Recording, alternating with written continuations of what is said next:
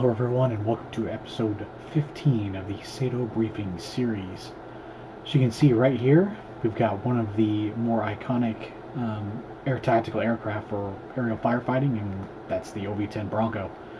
If you've been keeping up with the page and the Discord channel, you've known we've been working on these for about a little over a month, I think, now at this particular point.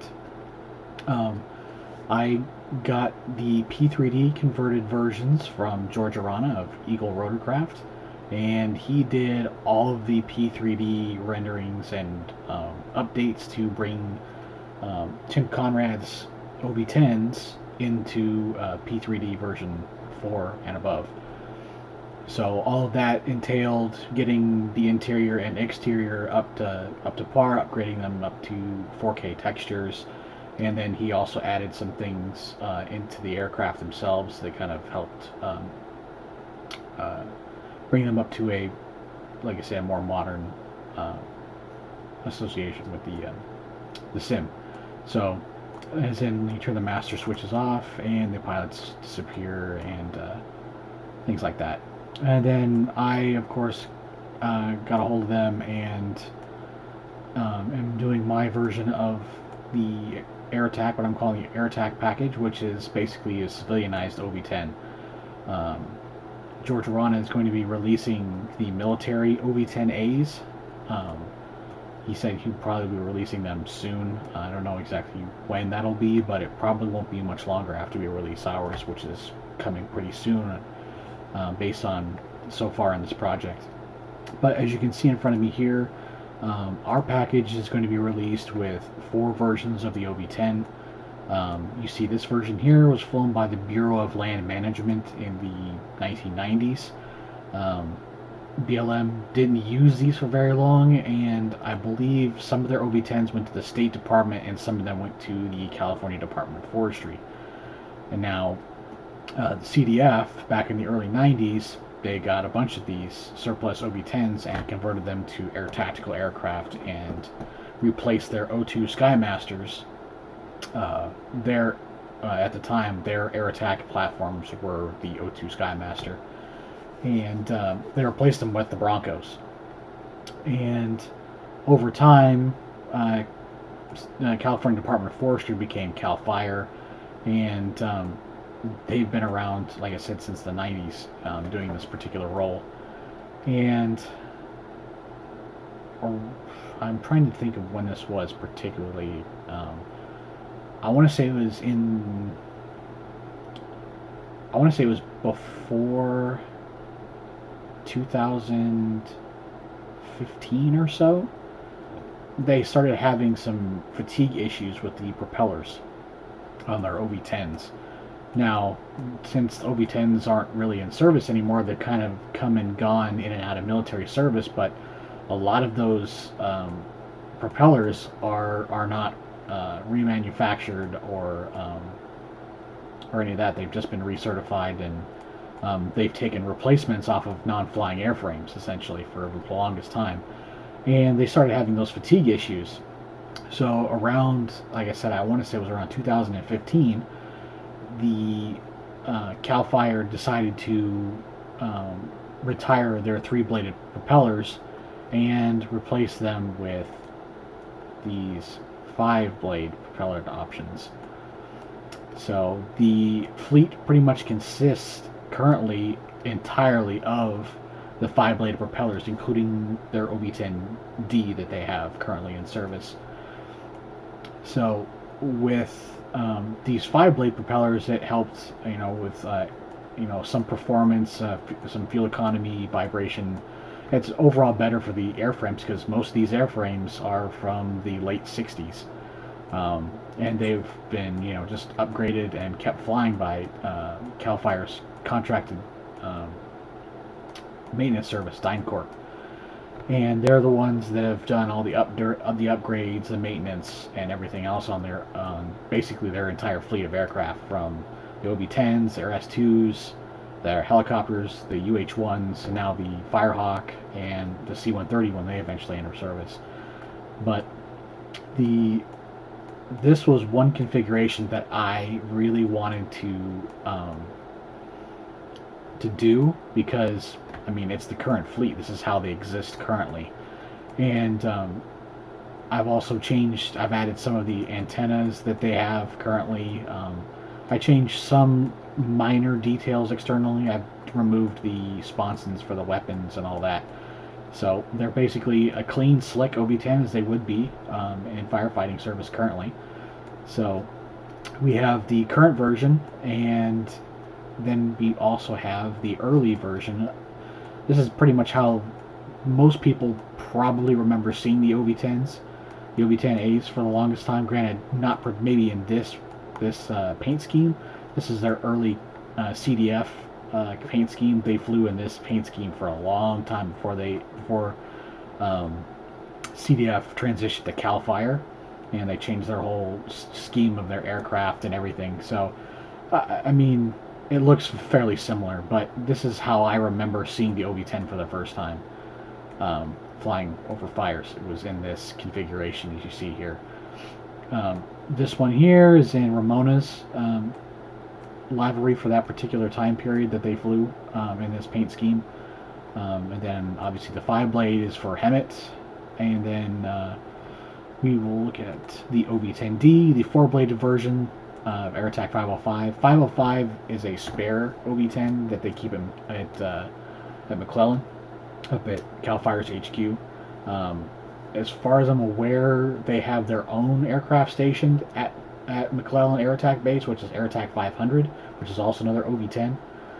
So this one will kind of rotate around where it's needed as a relief, ship for maintenance reasons, or they just need the overflow support for more air tactical aircraft. They'll send Air Attack 505.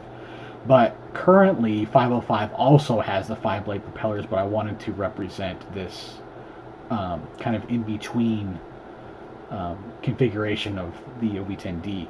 The interesting thing about the OV-10D is that the Cal Fire just started using them and getting them. They got 4, I believe, OV-10Ds in around 2009, and 505 is the only converted one thus far. And they've gotten several more recently. In a recent post that Cal Fire put out, they got 4 more, so I think they have a total of 8 OV-10Ds now.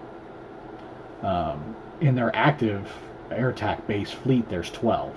So each base has 1 OV-10, except for McClellan, who's got the spare.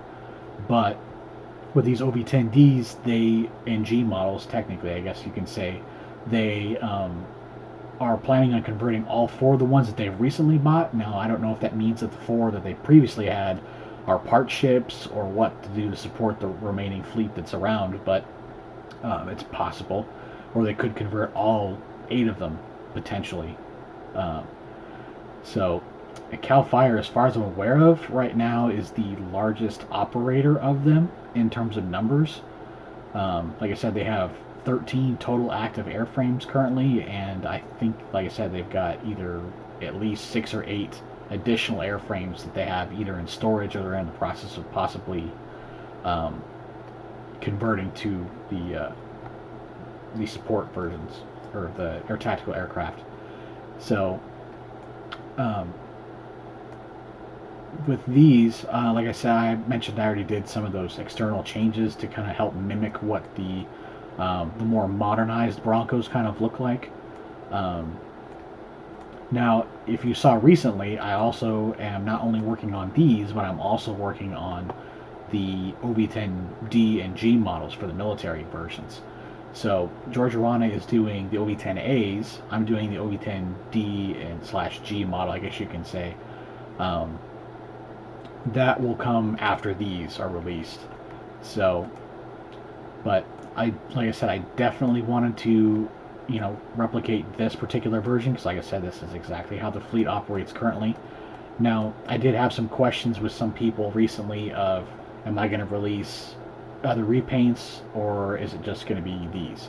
For right now, it's just going to be these repaints, because doing the current 13 aircraft in this configuration, it's a lot of extra space to not only time, but like I said, the space in the file. So, and not everyone's going to want every single livery, even though me being one of those people that does, It's just easier this way, and I do plan on doing all of the current numberings and bases that operate the OV-10s at a later date. When, I'm not sure, but it probably won't be that far along after this, because the amount of aircraft that we've been able to modify and bring up to speed, up to even the aircraft that are currently being used, um, we're slowing down in terms of the platforms we can do. I have been going back and retouching some of the other aircraft that I've originally released, just to kind of touch them up and make them a little bit better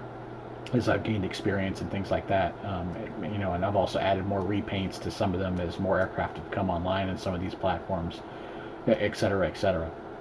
So I do plan on adding all those additional bases that operate the OV-10. And possibly, if CAL FIRE releases any information on what those other OV-10s maybe where they may be stationed or their potential air attack numbers, then I could potentially add additionals onto that, or even an additional package later on just for those extra OV-10 aircraft that they bring to service. But that's kind of like this main update is essentially these OV-10s. So, and if you haven't kept up with the page, you're just kind of coming across this project. These OV-10s, not only were they brought up to P3D standards, but they also added PBR, and you can't really tell at least in this preview in P3D at the moment. But I might inlay some pictures here, and if you've seen any of the promotional pictures that I posted on there, you can tell the huge amount of detail that the PBR and the bump maps and all that stuff that were upgraded by George Arana. It makes these look spectacular. Like I said, with the added propellers and stuff like that, I would beg to say that the external wise of these, they rival some of the payware aircraft out there. And maybe I'm slightly biased, but the only other option we in the aerial firefighting community had was the payware Aerosoft OV-10, which, don't get me wrong, fantastic OV-10. For the longest time, it was like the standard for the OV-10. This one, I would say, looks just as good as that one does. Granted, the Aerosoft one has not been converted for P3D or anything. It's just FSX native. But with these having PBR and, like I said, the updated bump maps and things like that, they look absolutely fantastic in the sim. So I'm super happy with how these have turned out. And I'm super happy to get these out. Like I said, right now it is, the early morning hours of November 16th, and these will be out hopefully by this coming weekend. So I'm finishing up the finishing touches on these, looking them over, double checking things like I usually do before I release stuff, and these will be out. Like I said, just to kind of go back, there's going to be 4 versions and 4 different paints. So you have the early CAL FIRE or CDF, California Department of Forestry, and the three-bladed propeller version, the BLM, Bureau of Land Management paint scheme with the external tank. That's also a 3-blade version. Then you'll have this one here, the 5-blade current version, and the 4-blade OV-10D. So, and the other thing that I wanted to add with these, not only, like I said, with the external changes, but I also did sounds for each version of the OV-10. So with the different props and even the different engines that are on these aircraft, they all sound slightly different. And me being me, I like to add that extra immersive part of the aircraft that I'm going to be flying. So the sounds all got overhauled, and I put new sounds on all 3 of the different versions. So the 3-bladed OV-10 has its own sounds, the 5-blade OV-10 has its own sounds, and the 4-blade OV-10D has its own sounds. So the OV-10D was kind of even more important because compared to the OV-10A, the OV-10D has different engines. So, well, I shouldn't say different engines, they're just upgraded. So a standard OV-10A has T76 turbine engines, and they're rated about 715 shaft horsepower, I believe. The OV-10D has upgraded T76s, and they make a 1,040 shaft horsepower each. So it's a pretty significant bump in performance for these. for these OV-10s. So that, of course, did come with a fuel cost. The OV-10A has a loiter time, according to Cal Fire, a loiter mission time of around 5.5 hours. The OV-10D can only be up for around 4 hours. So there is a cost, but it still can sit up there and loiter around a fire for a long period of time or perform lead duties. These also do have the smoke generation system put in the engines, or in one engine, so it can double as a lead aircraft if needed. So these also have custom camera views that I added to them. Some of them are more cinematic views, but others can be used in lead air attack role. And I also added the ATGS seat in the back, which is basically where all of the observation and coordination work is done in the OV-10. Pilot of the OV-10 essentially is a pilot. He's there and orbits and monitors as he would, and the ATGS in the back seat is the one who directs all the air traffic around the fire, and also will give updates down to the ground personnel, letting them know what the fire behavior is and anything else related to the fire's movement and things like that, ordering additional assets, whatnot else. So that's kind of just a basic update on that, and I will go ahead and show the OV-10G. So this will be the OV-10G. Like I said, these will be released after our air attack package. So with these, I've added some additional configurations. I put versions with the fuel tanks on the wings. These will come with right now I'm looking at probably just a few liveries. So right now this is Blue Air training. They're kind of a new operator for the JTAC close air support contract role. They've been used overseas,